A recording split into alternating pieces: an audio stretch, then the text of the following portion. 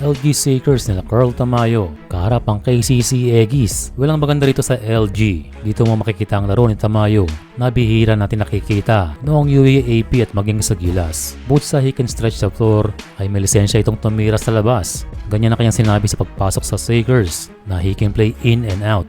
Nagpakita ng depensa itong si Tamayo and also his rebounding. In less than 3 minutes sa first quarter, isang dunk para kay Carl Tamayo off a steal. Kaya tuwang-tuwa ang mga fans nang makita ang first KBL dunk ng ating kababayan. And sa first quarter pa lamang ay 2 threes na ang pumasok para kay Tamayo.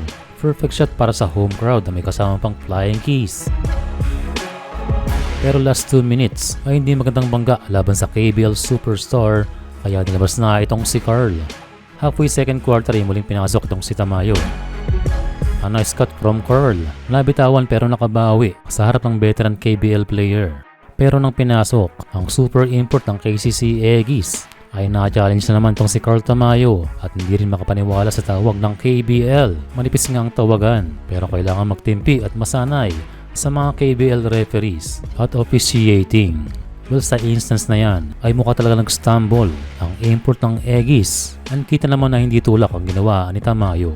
Pero again, masasanay dito si Tamayo pagdating sa toughness mentally dito sa KBL. Well, natapos ang first half na meron ng 10 points si Carl Tamayo.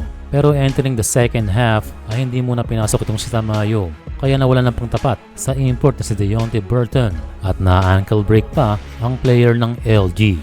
Well, Tamayo has already 3 fouls and here is a nice drive from Calvin Epistola. Pero walang magawa itong si Carl dahil sa foul trouble. Less than 30 seconds sa third quarter ay pinasok na itong ating kababayan at nag-iwan pa ng isang magandang defensive stop.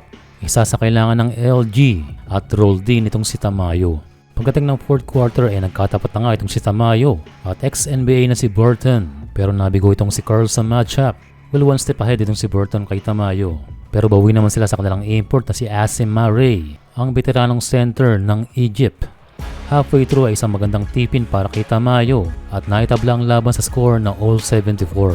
Halfway through ng fourth quarter, a nice steal para kay Carl Tamayo pero hindi na sinabayan ng kapwa Pinoy player na si Calvin Epistola.